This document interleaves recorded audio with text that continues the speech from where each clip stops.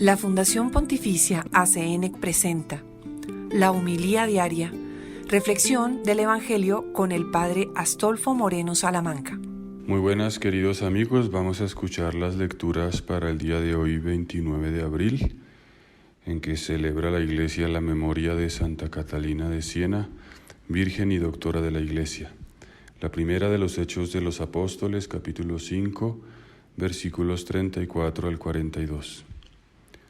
En aquellos días, un fariseo llamado Gamaliel, doctor de la ley, respetado por todo el pueblo, se levantó ante el Sanedrín y mandó que hicieran salir por un momento a los apóstoles y dijo a la asamblea: Israelitas, piensen bien lo que van a hacer con esos hombres.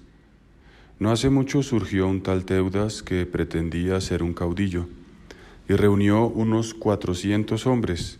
Fue ejecutado, dispersaron a sus secuaces y todo quedó en nada. Más tarde, en la época del censo, se levantó Judas el Galileo y muchos lo siguieron. Pero también Judas pereció y se desbandaron todos sus seguidores. En el caso presente, yo les aconsejo que no se metan con esos hombres. Suéltenlos, porque si lo que se proponen y están haciendo es de origen humano, se acabará por sí mismo. Pero si es cosa de Dios, no podrán ustedes deshacerlo. No se expongan a luchar contra Dios. Los demás siguieron su consejo. Mandaron traer a los apóstoles, los azotaron, les prohibieron hablar en nombre de Jesús y los soltaron. Ellos se retiraron del Sanedrín, felices de haber padecido aquellos ultrajes por el nombre de Jesús. Y todos los días enseñaban sin cesar y anunciaban el Evangelio de Cristo Jesús, tanto en el templo como en las casas. Palabra de Dios, te alabamos, Señor. Y el Evangelio, tomado de Juan, capítulo 6, versículos 1 al 15. En aquel tiempo Jesús se fue a la otra orilla del mar de Galilea o lago de Tiberíades. Lo seguía mucha gente porque habían visto los signos que hacía curando a los enfermos. Jesús subió al monte y se sentó allí con sus discípulos. Estaba cerca la Pascua, la festividad de los judíos. Viendo Jesús que mucha gente lo seguía, dijo a Felipe: ¿Cómo compraremos pan para que coman estos? Le hizo esta pregunta para ponerlo a prueba, pues él bien sabía lo que iba a hacer.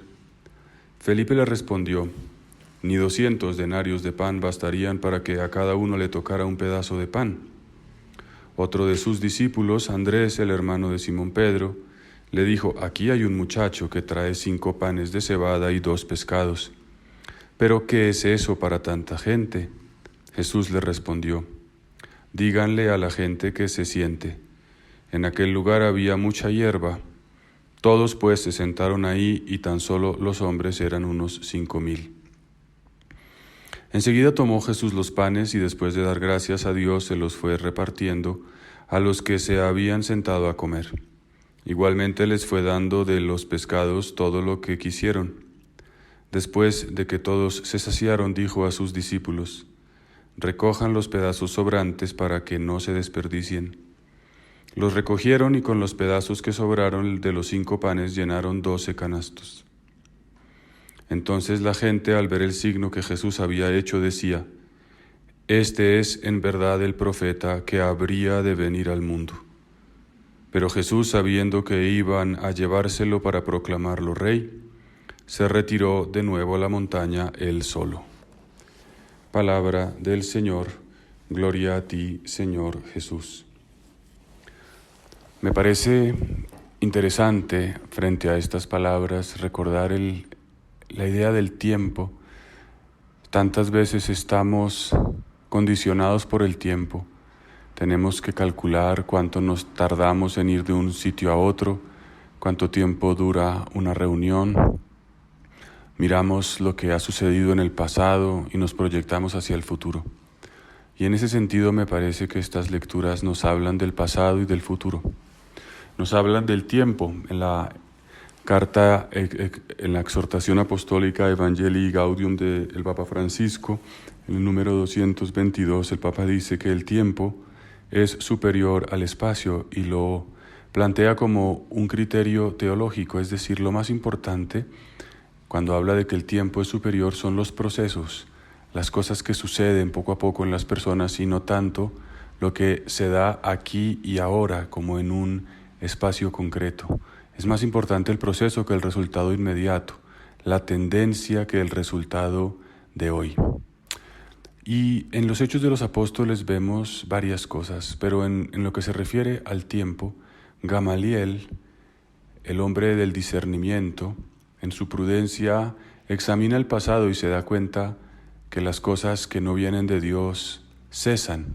Mira al pasado y proyecta el futuro diciendo, si esto no es de Dios, cesará pronto. En cambio, si llega a ser de Dios, nos exponemos a luchar contra Él mismo.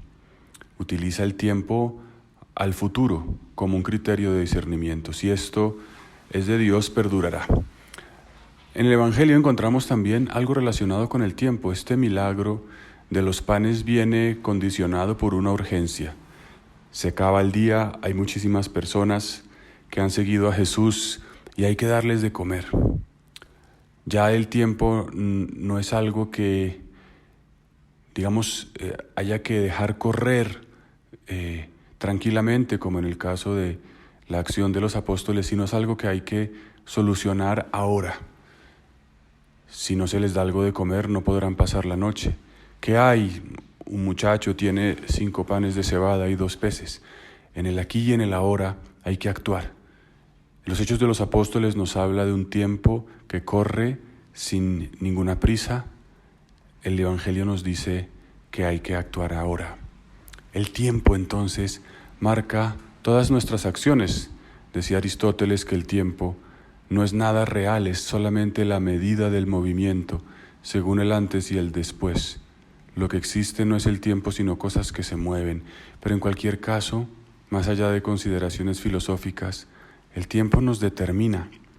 Estamos en medio del tiempo. Cuando resucite el Señor, resucitemos con el Señor, se acabará esta tierra y este tiempo pasará. Ya no habrá antes ni después, será un eterno presente. Pero ahora el tiempo nos marca. Habrá momentos en que convendrá esperar un poco, como dice Gamaliel, a ver qué pasa. Habrá momentos, en cambio, en que hay que actuar ahora. Para saber qué hacer habrá que mirar el pasado y entender la acción de Dios para discernir el futuro.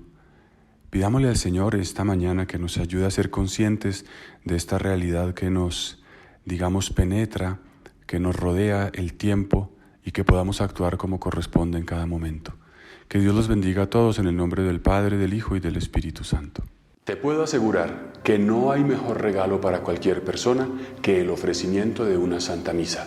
Con el sacrificio de la Eucaristía damos gloria a Dios, le agradecemos por sus beneficios y suplicamos por las necesidades propias, por las de los seres que amamos y también por los difuntos. Todos estos beneficios con el ofrecimiento de una misa. Entérate de cómo puedes hacerlo visitando la página web de ACN.